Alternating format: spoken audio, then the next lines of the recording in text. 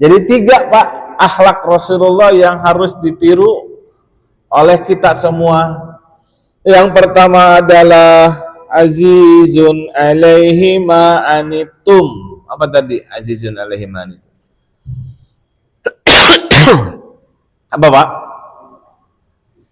Kepedulian, empati.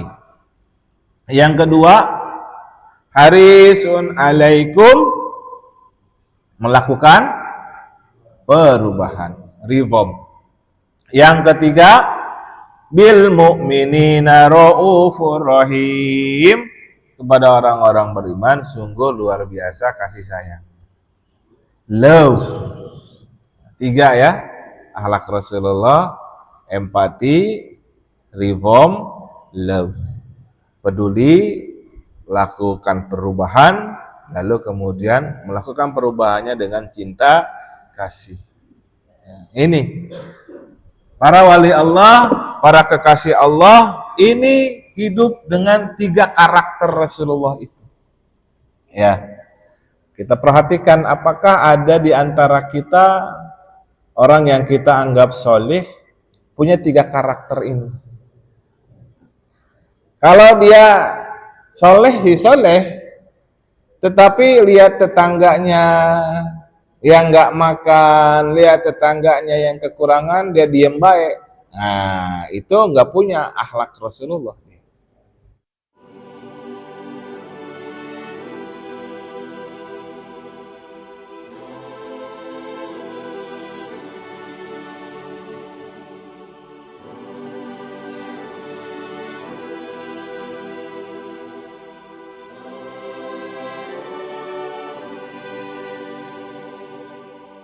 صلى عليك الرحمن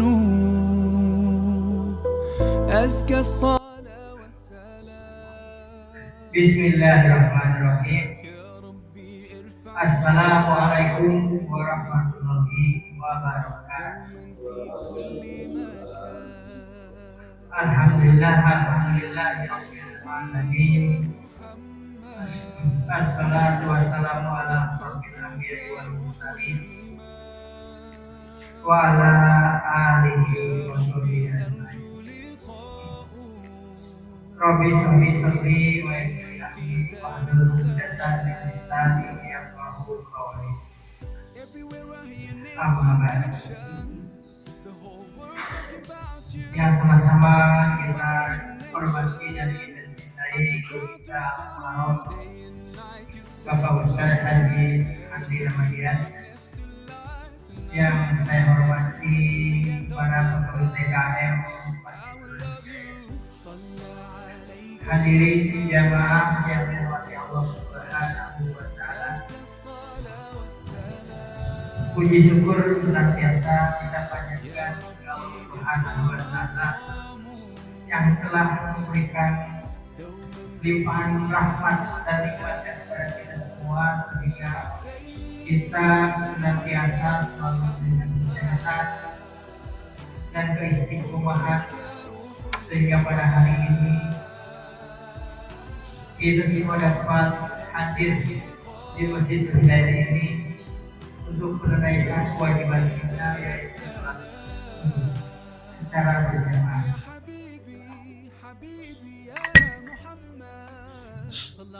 Salawat serta salam semoga kita tercurah pada baginda Rasul junjungan alam Nabi besar Muhammad sallallahu alaihi wasallam, pada keluarganya, pada para sahabatnya, dan kita sebagai umatnya yang insyaallah mendapatkan syafaat dari Nabi yang amin.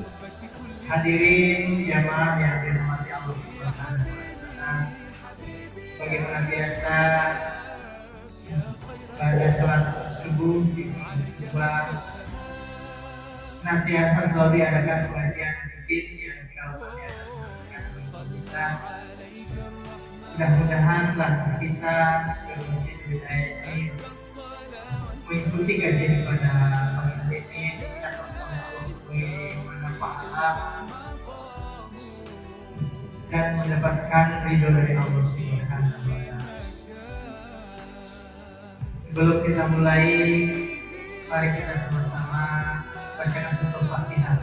Dimana kalau satu Fatihah ini untuk kita yang ada di sini, semoga senantiasa selalu diberikan kesehatan, keistiqomahan, kekuatan iman, dan selalu senantiasa diberikan rezeki yang berkah. Juga kita doakan kepada orang tua kita yang sedang wafat, mudah-mudahan beliau mendapatkan tempat yang layak di Allah, di tempat Allah Subhanahu wa Ta'ala, dijadikan ahli surga ya Allah. Ala hadimnya wa solihah diberkati al-Fatihah.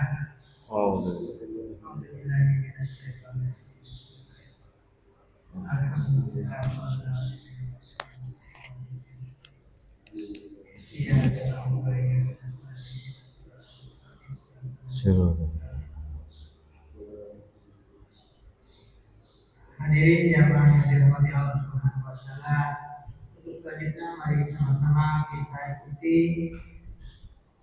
dan kita dengarkan kajian yang akan disampaikan oleh guru kita. Untuk waktu kami persilakan. Syukran. A'udzu billahi minasyaitonir rajim. Bismillahirrahmanirrahim. Assalamualaikum warahmatullahi wabarakatuh.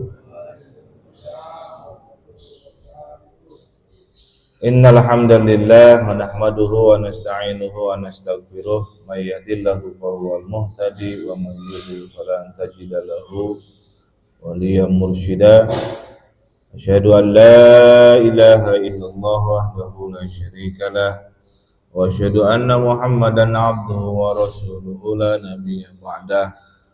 Allahumma salli wa sallim ala nabiyyina wa maulana wa habibina wa judina Muhammad sallallahu alaihi wasallam wa ala alihi wa sahbihi ajma'in.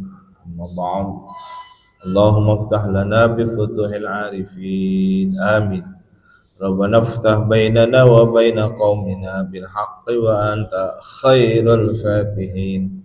Wa ila hadratin nabi bi barakatihi wa bi mu'jizatihi wa bi syafaatihi bil barakah wal karamah jami' masyayikhina min al-masyriqi ila al-maghrib khususan barakah karamah Syekh Abdul Qadir Jailani wa Syekh Bahauddin Naqsyabandi hadrati Imam Rabbani hadrati Syekhina Mukarram Syekh Abdullah Muhammad hadrati Syekhina Mukarram Syekh Ahmad Syekh wa Fatajul Arifin wa jami' awliya ilahi bi hadhihi al-qaryah البلاد. الفاتحة. أعوذ بالله من الشيطان الرجيم. بسم الله الرحمن الرحيم. الحمد لله رب العالمين الرحمن الرحيم مالك يوم الدين إياك نعبد وإياك نستعين اهدنا الصراط المستقيم صراط الذين أنعمت عليهم غير المغضوب عليهم ولا الضالين. آمين. Jamaah salat subuh yang dirahmati oleh Allah, khusus pengurus Dewan Kemakmuran Masjid Nurul Hidayah, para sesepuh, para tokoh masyarakat, para ustadz, para muballigh, dan saudara-saudaraku sekalian, semoga Allah senantiasa memberikan keberkahan kepada kita semua. Amin. Allahumma amin. Jemaah yang dirahmati oleh Allah, berikut juga ibu-ibu yang hadir, bahwa ini pada masuk menjelang bulan haji, ya. Masuk menjelang bulan haji, dan jemaah haji yang hari ini sudah berangkat, mereka yang tadinya ada di Madinah mulai bergerak ke Mekah, insyaallah. Kemudian yang dari tanah air sudah masuk gelombang yang kedua pemberangkatan, jadi mulai masuk dari tanah air langsung mendarat di Jeddah, kemudian untuk melaksanakan umroh wajib. Jadi mereka langsung mengenakan baju ihram, ada yang dari bandara di tanah air, ada yang di Jeddah. Kita doakan semoga mereka semua dalam melaksanakan manasik hajinya selalu dimudahkan oleh Allah Subhanahu wa taala. Diberikan keleluasaan dan senantiasa diberkahi oleh Allah Subhanahu wa taala. Semoga terlimpah curah pahala hajinya dan diterima oleh Allah menjadi haji yang mabrur, haji yang makbul, haji yang oleh Allah ketika kembali ke tanah air menjadi teladan bagi umat. Amin. Para bapak dan saudara-saudaraku sekalian, kita lanjutkan kajian kita yang Selasa lalu kita masuk pada ciri kekasih Allah yang keenam. Saya preview sedikit. Kekasih Allah yang keenam cirinya adalah mewarisi akhlak dan tugas Rasulullah Shallallahu Alaihi Wasallam. Akhlak Rasulullah sering kita baca dalam Al-Quran surah At-Taubah ayat 128, ayat yang terakhir. A'udzubillahi minasyaitonirrajim. Laqad ja'akum rasulun min anfusikum azizun 'alaihi ma 'anittum harisun 'alaikum bil mu'minina raufur rahim. Nanti kita detailkan. Dalam ayat itu ada 3 karakteristik akhlak Rasulullah. Beliau memiliki sifat azizun alaikum, azizun alaihi ma'anittum. Ya, singkat terjemahannya adalah merasakan dengan payah penderitaan kalian. Ada empati pada diri Rasulullah. Harisun alaikum, beliau ingin melakukan perubahan dari buruk menjadi baik. Ada semangat juang untuk melakukan perubahan. Bahasa kerennya adalah reform. Lalu bil mu'minina raufur rahim, kepada orang-orang beriman sungguh luar biasa kasih sayangnya. Ada cinta kasih dalam diri Rasulullah. Ada love dalam diri Rasulullah. Ini Al-Quran surah At-Taubah 128 yang akan menjadi bahasan detail kita pada pertemuan pagi hari ini. Juga beliau, para kekasih Allah, mewarisi tugas Rasul sebagaimana termaktub di dalam Al-Quran surah Al-Baqarah ayat 151 yang tadi imam baca saat sholat. A'udzubillahi minasyaitonirrajim. Kama arsalna fikum rasulan minkum yatlu alaikum ayatina wa yuzakkikum wa yuallimukumul kitaba wal hikmata wa yuallimukum ma lam takunu ta'lamun.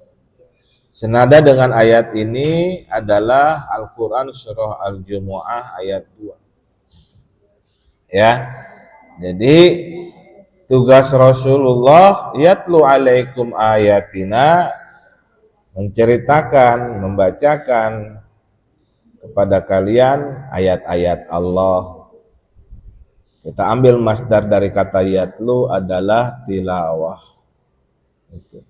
Lalu wa yuzakkikum, yang kedua adalah tugasnya mensucikan kalian, yuzakkikum. Kita ambil masdarnya menjadi tazkiyah. Dan yang ketiga, wa yu'allimukumul kitaba wal hikmata wa yu'allimukum ma lam takunu ta'lamun, yakni mengajarkan kepada kalian hal-hal yang berkaitan dengan ayat-ayat Allah pada kitab dan hikmah. Juga mengajarkan wa yu'allimukum ma lam takunu ta'lamun, mengajarkan kepada kalian hal-hal yang tidak kalian ketahui tapi Allah memberikannya kepada Rasulullah dari sisi Allah, min laduna ilman. Kita ambil masdarnya yakni dari kata yu'allimu menjadi ta'lim, tilawah, tazkiyah dan ta'lim. Itu sudah kita bahas pada pertemuan sebelumnya, terutama yang tugas Rasulullah. Sekarang kita bahas akhlak atau karakter Rasulullah Muhammad sallallahu alaihi wasallam. Ya. Kalau kita kaji Al-Quran surah At-Taubah ayat 128, Rasulullah Muhammad sallallahu alaihi wasallam yang dihadirkan oleh Allah Subhanahu wa taala ke muka bumi ini adalah dalam rangka menunaikan tugas Allah Subhanahu wa taala. Ya. Nah, karakternya ini termaktub di dalam Al-Qur'an surah At-Taubah ayat 128. Ya. Sebagaimana kita pahami bahwa di dalam sejarah Jazirah Arab saat Rasulullah Shallallahu alaihi wasallam dihadirkan ke muka bumi, itu peradabannya tidak semaju negeri-negeri tetangga. Negeri tetangganya adalah Persia, kemudian ya yang paling besar yang berjaya menjadi adik kuasa di zaman itu adalah Bizantium. Bizantium di sebelah barat, Persia di sebelah timur utara. Nah, sementara Jazirah Arab gersang, Jazirah Arab tidak banyak pepohonan, susah air, sehingga belum kemajuan-kemajuan diperoleh. Ya. Sumber daya alam baru mengandalkan ternak yang mereka pelihara. Kambing, ya, unta. Kemudian apalagi? Tidak banyak ya, air aja susah waktu itu ya. Sehingga mereka harus mendapatkan banyak kebutuhan-kebutuhan dari negara-negara tetangga, dari kota-kota tetangga. Makanya mereka harus berdagang. Kemudian mereka membawa ternak untuk didagangkan ke wilayah utara atau ke wilayah selatan. Kalau ke wilayah utara itu ke Syam, ya. Syam nama zaman dulu, sekarang itu terbagi di 4 negara Syam itu ya. Yakni Lebanon, ya. Kemudian Yordan, lalu kemudian Palestina, ya. Palestina yang zaman dulu Pak ya, bukan yang dikuasai oleh Israel yang sekarang ya. Lalu kemudian satu lagi adalah Syria. Oke. Nah, kita bahas satu persatu. Azizun alaihi ma anittum. Kondisi Mekah pada saat itu, kondisi Jazirah Arab pada saat itu, Mekah dan Madinah adalah kondisi yang sangat memprihatinkan. Karena para pedagang, karena para penduduk yang berdagang ke negeri Syam, ya, ke negeri Yaman. Kalau di Yaman mereka akan berjumpa dengan para pedagang dari India dan dari Asia Timur. Zaman dulu belum terbagi menjadi Kazakhstan, belum menjadi Pakistan, belum menjadi Afghanistan, ya, belum. Ya. Mereka berjumpa dengan orang-orang di India, dari India dan dari Asia Timur itu, nah, ketemulah dengan produk-produk yang tidak ada di Arab, tidak ada di Jazirah Arab. Maka mereka menukarnya, barter dengan ternak yang mereka miliki, ya, barter dengan produk dari yang dibawa dari India dan dari Asia Timur. Mereka melakukan perjalanan berdagang ke Yaman. Ya. Nah, mereka juga nanti akan melakukan perjalanan ke Syam. Nah, di Syam itu wilayahnya bukan wilayah ya, orang-orang dari Bizantium, dari Romawi Timur itu akan banyak berdagang di sini. Orang dari Persia juga banyak berdagang di sini. Ya. Maka mereka akan ketemu produk-produk karpet gitu ya. Produk-produk kerajinan-kerajinan yang agak-agak modern dari situ. Ya, kayak gelas dari perak, dari logam dan segala macam. Itu ketemu di sini. Ketemu sendok tuh di sini gitu. Ya. Nah, mereka melakukan perjalanan bi'ilafi Quraisy ilafihim rihlatasyita'i. Mereka melakukan perjalanan asyita pada waktu musim hujan ke Yaman. Wasoif, ya, dan melaksanakan perjalanan di musim panas ke Syam. Ya, ini diabadikan oleh Allah Subhanahu wa taala. Ya. Nah, ketika mereka melaksanakan perjalanan ini kan perjalanan tidak menggunakan kendaraan modern seperti hari ini. Kalau enggak pakai kuda, jalan kaki. Atau pakai onta. Jalannya onta sama manusia sama langkahnya, lambat. Ya. Dan mereka nggak bisa cepat karena bawa barang, bawa rombongan. Kalau zaman modern kan orang mau jalan-jalan sendiri aja bisa, ya kan? Nah, ini harus berombongan. Kenapa harus berombongan? Karena di perjalanan itu banyak begal, Pak. Banyak begal, banyak perompak. Sehingga dalam perjalanan berdagang pun mereka harus mempersenjatai diri. Pakai tombak, pakai pedang, pakai tameng, dan segala macam. Di perjalanan mereka akan banyak mendapatkan halangan. Apa halangannya? Halangannya berupa perompakan tadi. Maka mereka harus bertempur. Tidak jarang kemudian setelah pertempuran ada yang meninggal dunia. Laki-laki meninggal dunia akhirnya pada gugur. Nah, di kampung ya, di Mekahnya mereka meninggalkan istri-istri mereka, anak-anak mereka, sehingga kemudian mereka menjadi janda dan menjadi yatim. Nah, kondisi saat itu mereka yang ditinggal oleh orang tuanya, ditinggal oleh suaminya, terlemahkan. Nah, kondisi pada saat itu di Jazirah Arab terjadilah yang disebut dengan patriarkisme, di mana terjadi superioritas pria berdasarkan kekuatan fisik. Jadi laki-laki adalah super. Ya. Jadi mereka memiliki relasi kuasa yang sangat kuat terhadap keluarganya.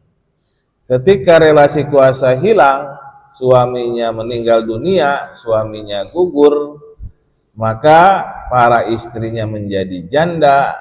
Kalau dia cantik, mungkin dinikah oleh laki-laki yang lain, tetapi kalau tidak dinikah oleh laki-laki lain, seringkali mereka menjadi harus menjual dirinya, terlecehkan, ya, gitu. Sehingga terjadilah poligami belasan jumlah istri, tidak hanya 4. Datangnya Islam itu membatasi jumlah poligami justru. Ya. Dan poligami zaman dulu itu Pak nggak hanya terjadi di Jazirah Arab, di negeri-negeri tetangganya pun terjadi. Ya. Di Kekaisaran Persia mereka banyak tuh istrinya. Di Romawi juga demikian. Jadi poligami pada zaman itu adalah hal yang marak. Datangnya Islam justru melindungi para kaum wanita. dibatasi jumlahnya hanya sekedar 4 saja, batas maksimumnya 4.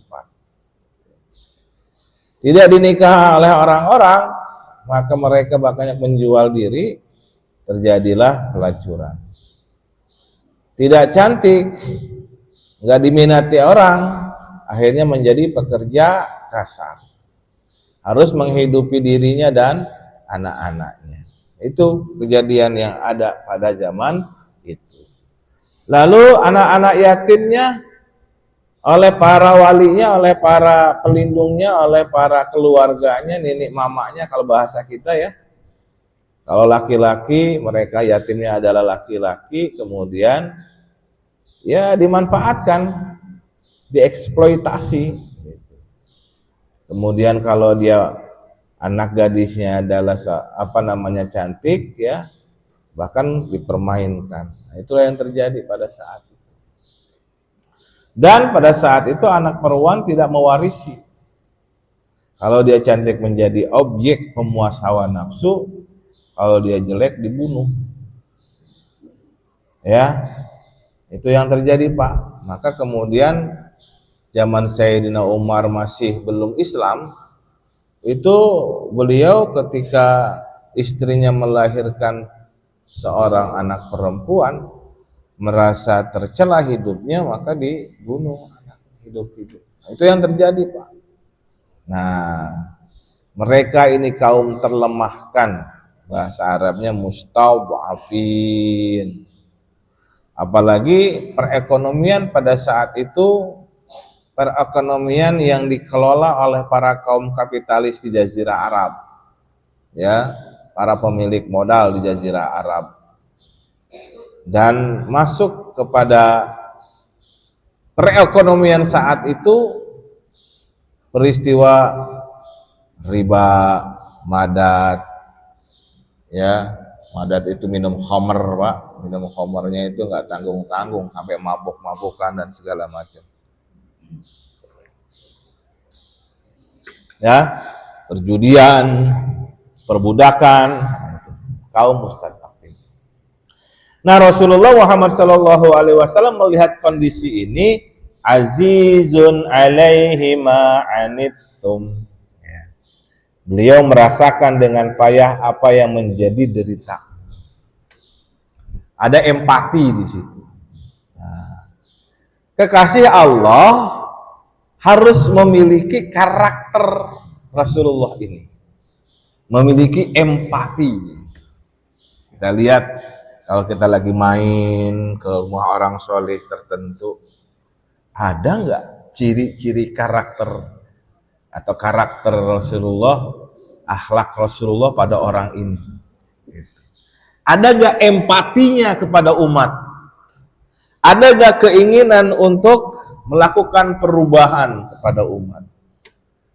Ada gak keinginan untuk ketika ada umat yang tidak makan hari ini, lalu kemudian dia berusaha untuk memberikan pertolongan kepada umat?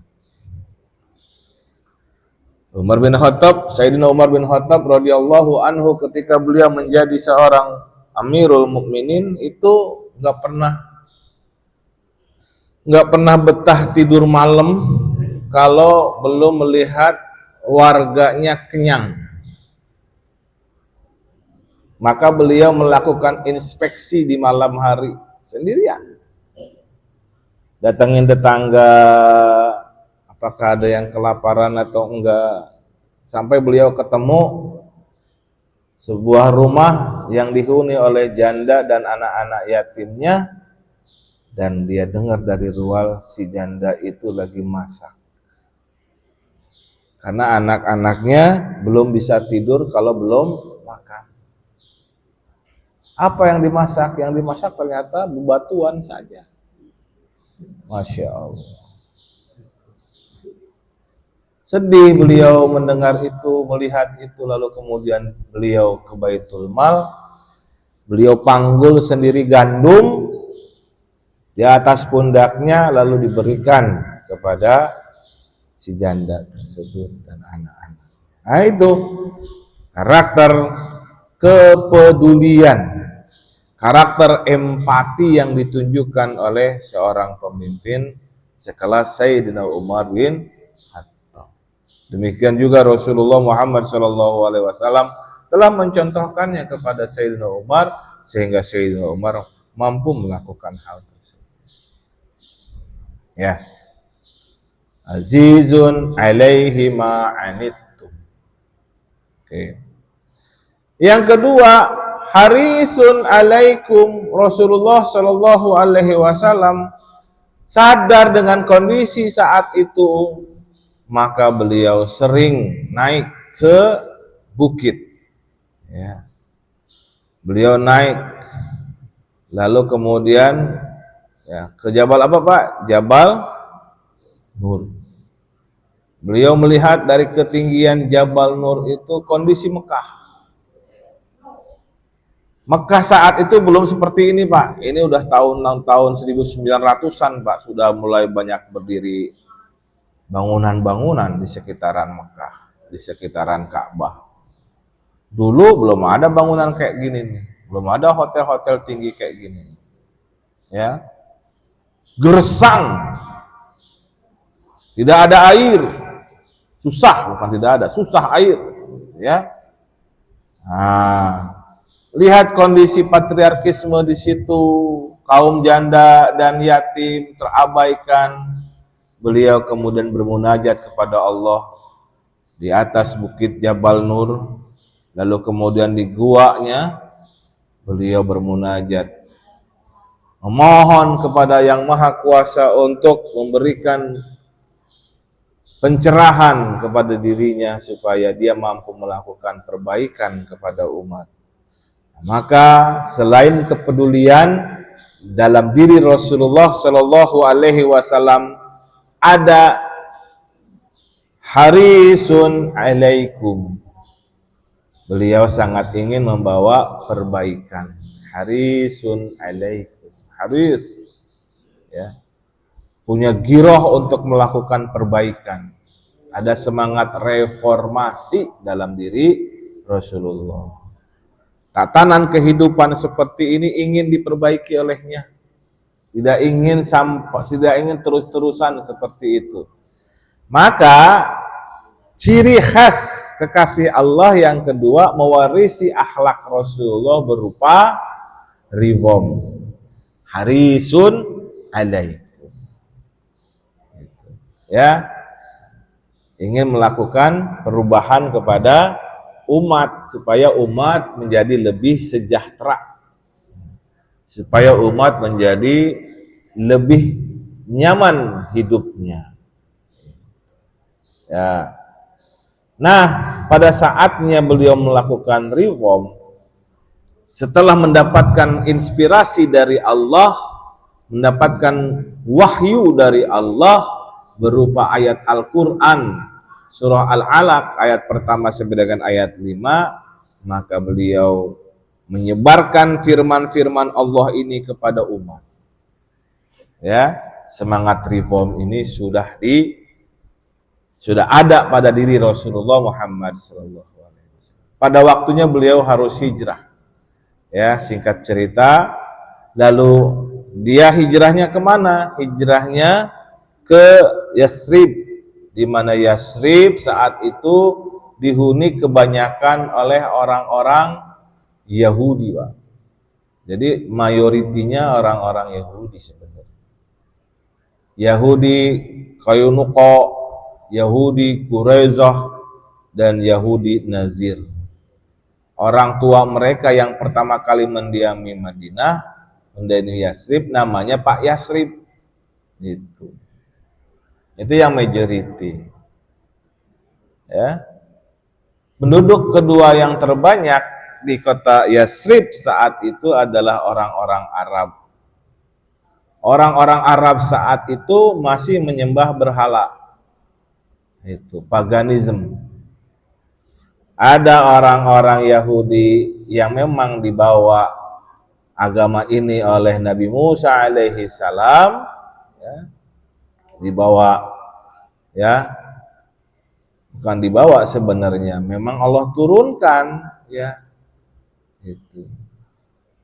Lalu kemudian ada orang-orang Arab yang mereka singgah, yang mereka itu tadinya dari Syam, tadinya dari Persia, tadinya dari Yaman, gitu, ya, orang-orang Arab yang agamanya masih agama pagan, penyembah berhala. Nah, setelah hijrah Rasulullah Shallallahu Alaihi Wasallam, maka orang Muslim, orang Quraisy yang Muslim itu mendiami Madinah dan minoritas, ya, minoritas. Jangan anggap ketika hijrahnya Rasulullah Shallallahu Alaihi Wasallam Muslim di Madinah banyak banget, jangan dianggap seperti itu. Tapi karena para kaum pagan di Arab, maka para orang Arab yang kaum pagan di Madinah itu setelah memeluk Islam, menginginkan Rasulullah Shallallahu Alaihi Wasallam dan umat Muslim hadir di Madinah, di Yasrib, itu mereka menerima umat Muslim dari Mekah, disambut dengan luar biasa. Maka persaudaraan antara Quraisy Muslim yang dari Mekah dengan orang-orang Madinah yang Muslim itu luar biasa. Nah, disinilah retak kepemimpinan Rasulullah Shallallahu Alaihi Wasallam terjadi. Beliau merangkul semua yang ada di Yasrib, termasuk orang-orang Yahudi, 3 suku bangsa itu, Qainuqa, Quraizah, dan orang-orang Nadir. Orang-orang Nadir, ya. Lalu beliau melakukan piagam Madinah. Nah, itulah yang terjadi, Bapak-bapak. Rasulullah SAW punya karakter yang ketiga, bil mu'minina raufur rahim. Kepada orang yang beriman sungguh luar biasa kasih sayang. Itu, Pak. Dia tidak ingin orang-orang beriman itu adalah menjadi orang yang terkondisikan dengan lemah. Beliau ingin angkat harkat dan martabat orang Muslim, terutama orang-orang miskin. Beliau terhadap anak-anak kecil luar biasa cinta kasihnya. Kalau kita baca sejarah, ketika beliau sholat jadi imam, ada cucunya Hasan dan Husain, itu main. Ketika sholat berjamaah orang-orang dewasa, ya biasa, anak kecil lari ke sana kemari, gelendotan kepada Rasulullah karena kakeknya, ya. Orang sini juga kalau kakeknya ngajak incunya, ngajak cucunya sholat, pasti digelandotin sama cucunya, ya. Itu yang terjadi. Hasan dan Husain menggelandoti Rasulullah. Ketika sujud, naik ke pundaknya Rasulullah. Khawatir celaka nih bocah, gitu ya. Rasulullah ketika sujud, sujudnya panjang. Nah, itu yang terjadi. Ya. Tidak hanya kepada orang mukmin, beliau juga cinta kasihnya luar biasa kepada orang-orang yang non-muslim. Termasuk beliau memberikan penghormatan terhadap jenazah Yahudi, ya, yang sedang lewat ketika beliau berhalaqah dengan sahabat-sahabatnya. Ada tuh jenazah Yahudi yang dibawa oleh keluarganya untuk dimakamkan. Rasulullah Shallallahu Alaihi Wasallam berdiri memberikan penghormatan. Luar biasa kita kasihnya, ya. Lalu ada orang yang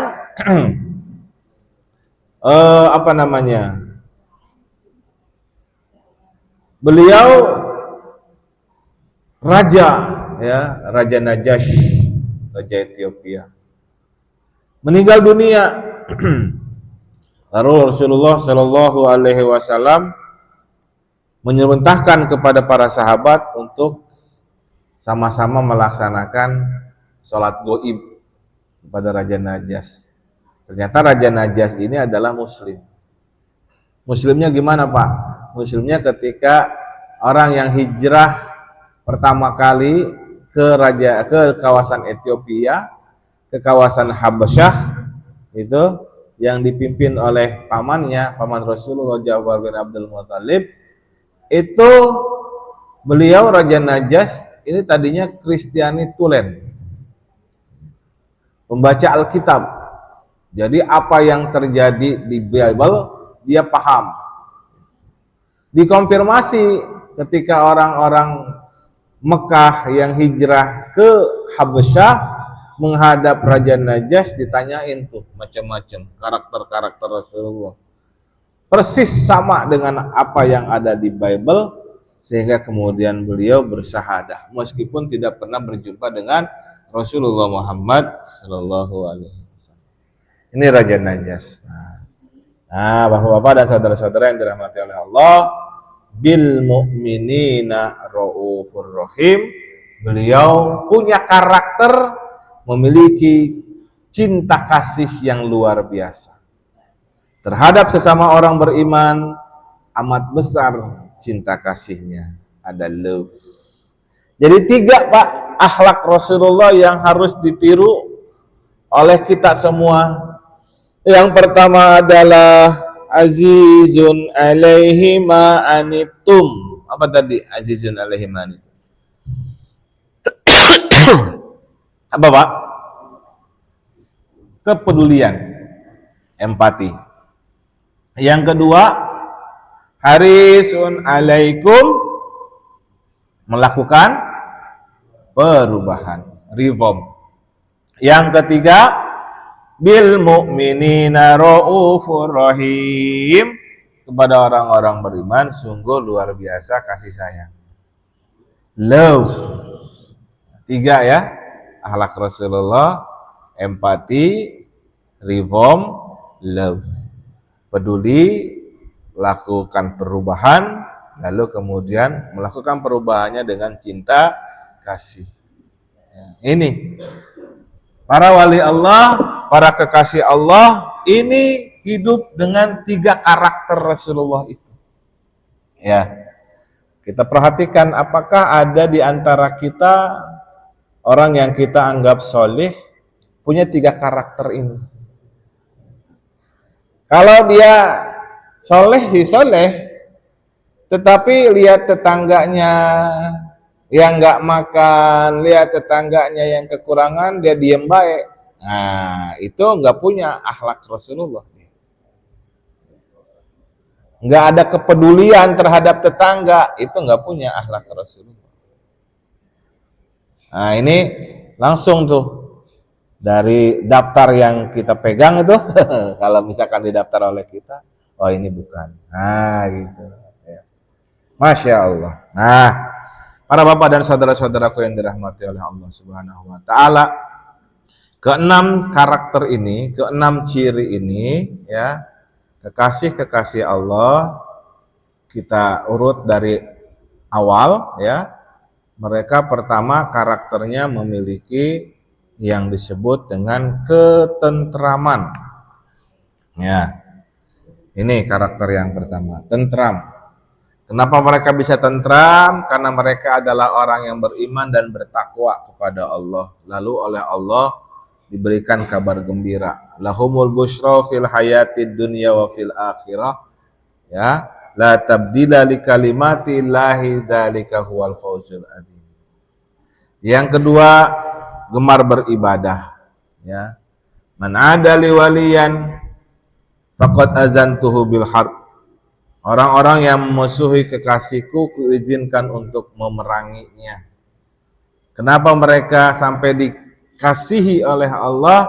Karena gemar beribadah, Pak. Termaktub dalam hadits qudsi ini, wa ma taqarraba ilayya abdi bi syai'in habba ilayya mimma aftaratu alaihi. Hamba ini terus-menerus mendekatkan diri kepadaku dengan yang paling kusukai, yaitu apa yang telah kupardukan kepadanya, apa yang kuwajibkan kepadanya. Wala yazalu abdi yataqarraba ilayya hatta uhibbah, tak henti-hentinya hambaku itu mendekatkan diri kepadaku sehingga aku mencintai. Ini yang kedua, gemar beribadah. Yang ketiga, karena gemar beribadah Allah kasih reward berupa keluar biasaan, supernatural power.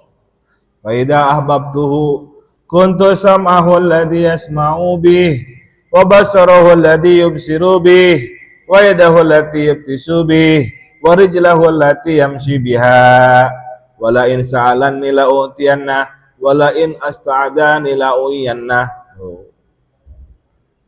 Ya, orang ini saking sudah dekatnya dengan Allah, itu pendengarannya bagaikan pendengaran Allah. Dengan itu ia mendengar.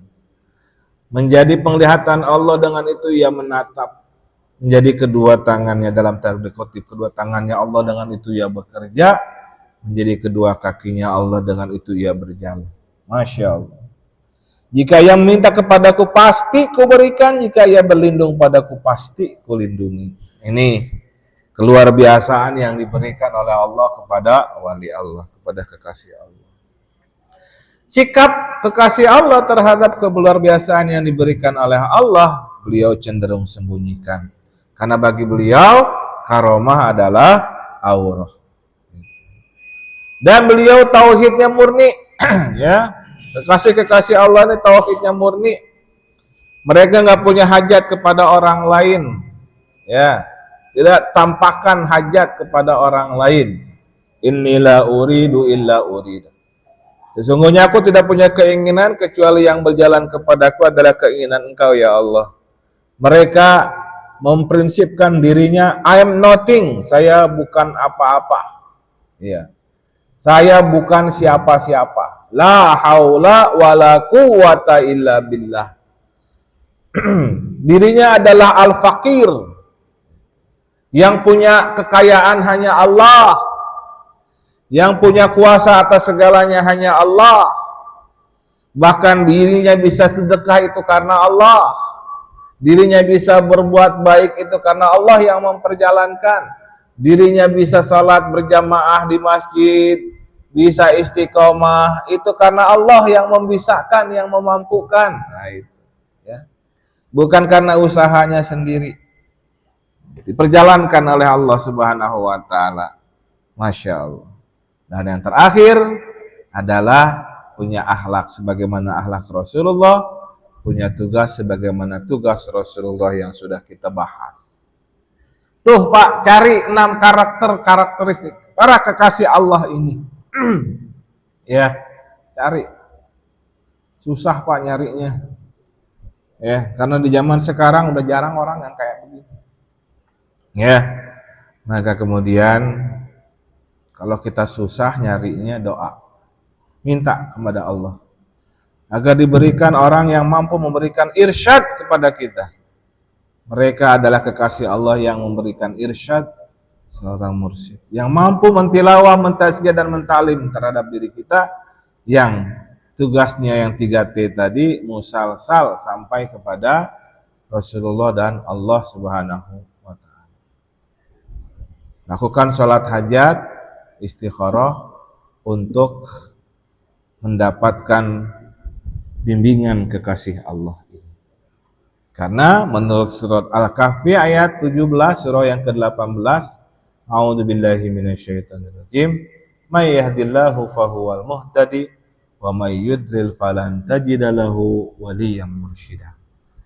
Orang yang diberikan hidayah oleh Allah maka dialah orang yang terhidayah.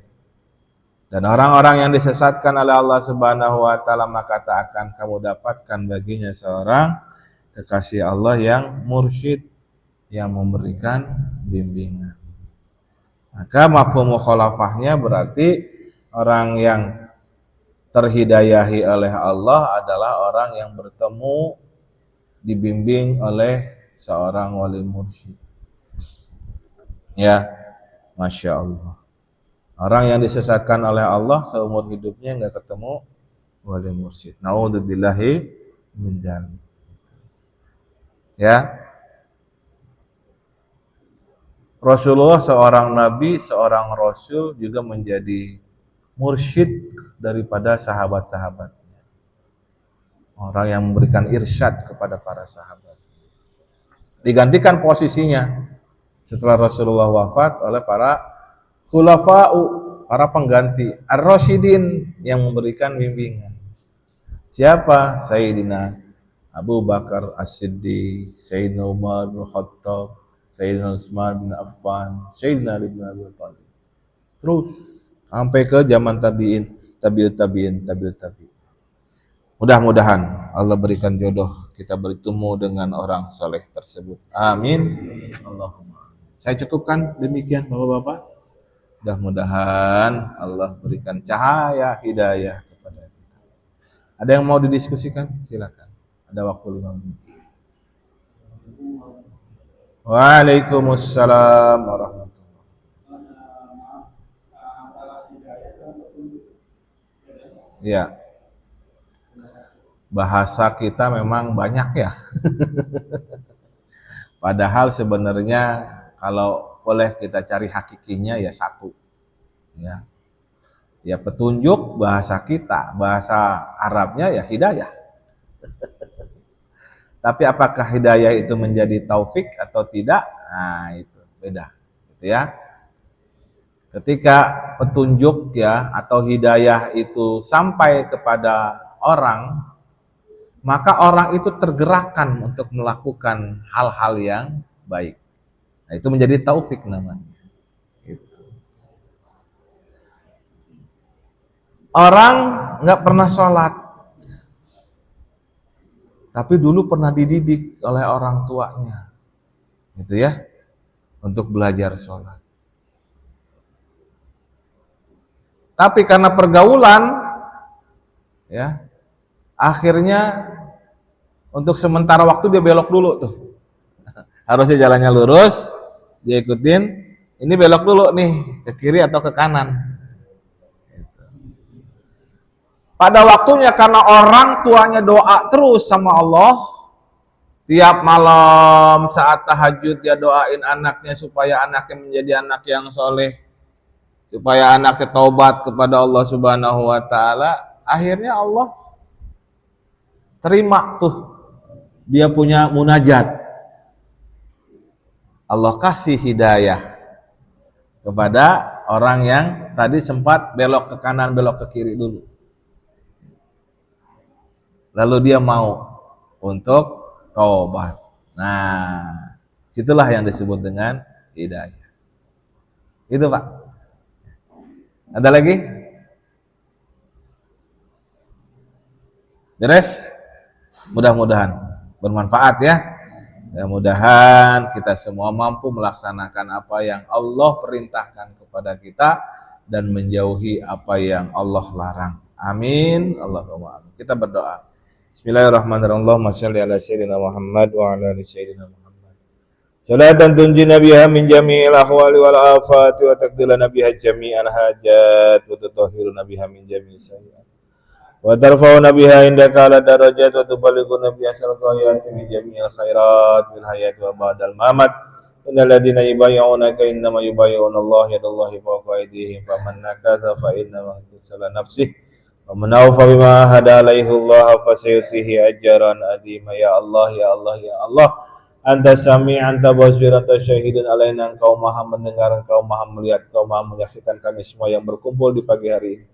Tidak lain mengharapkan ridha dan rahmat-Mu ya Allah. Berkahilah hidup kami ya Allah, mudahkan kami dalam melaksanakan semua perintah-Mu dan menjauhi semua larangan-Mu ya Allah. Ya Allah, saudara-saudara kami yang sedang berhaji di musim haji kali ini, semoga hajinya mendapatkan haji yang mabrur, diampuni dosa-dosanya ya Allah. Perniagaannya menjadi perniagaan yang bermanfaat ya Allah. Ya Allah, kami juga seperti mereka supaya bisa melaksanakan haji ya Allah. Tahun-tahun mendatang segera panggil kami untuk bisa menghadap Engkau ya Allah. Tawaf di rumah-Mu ya Allah, bersa'i antara Bukit Sofa dan Marwah, berwukuf di Arafah, bermalam di Muzdalifah, melontar jumrah di Mina dan bermalam di sana ya Allah, melaksanakan tawaf dan sa'i ifadah ya Allah. Rabbana ya Allah, anzilna munzalan mubaraka wa anta khairul munzilin. Rabbana aftah bainana wa baina qaumina bil haqqi wa anta khairul fatihin. Sallallahu alaihi wasallam Muhammad wa ala alihi wasallam walhamdulillahi rabbil alamin. Yang hak datang dari Allah, yang keliru datang dari diri saya, yang mohon dimaafkan. Allahul muwaffiq ila aqwamit thoriq. Assalamualaikum warahmatullahi wabarakatuh. Waalaikumsalam warahmatullahi wabarakatuh. Hadirin jamaah yang dirahmati Allah Subhanahu wa taala. Alhamdulillah sudah sama-sama kita ikuti pengajian pada pagi hari ini. Mudah-mudahan semua ini dapat bermanfaat bagi kita semuanya. Amin. Untuk bagaimana amal ibadah untuk Bapak Kiai. Bapak Ibu hadirin sekalian, sedikit informasi kurban. Alhamdulillah kita sudah 3 sapi yang kita berikan. Hanya 1 sapi lagi, insya Allah bisa 4 sapi. Kami tinggal menunggu 2 jamaah lagi yang barangkali akan berkurban di masjid. Kemudian untuk belanja kami juga berterima kasih kepada keluarga Bapak Ramayadi yang beliau pada pagi hari ini kita dapat rezeki minggu berkah, minggu pagi berkah. Amin. Alhamdulillah. Pada kajian kita langsung menikmati hidangan dari keluarga Bapak Ramayadi. Nah itu kita pakar kita pada pagi hari ini dengan membaca Subhanakallahumma wa bihamdika asyhadu an la ilaha illa anta astaghfiruka. Wassalamualaikum warahmatullahi wabarakatuh. Waalaikumsalam warahmatullahi wabarakatuh. Alhamdulillah. Ayo Pak Haji, ayo. Payung, payung.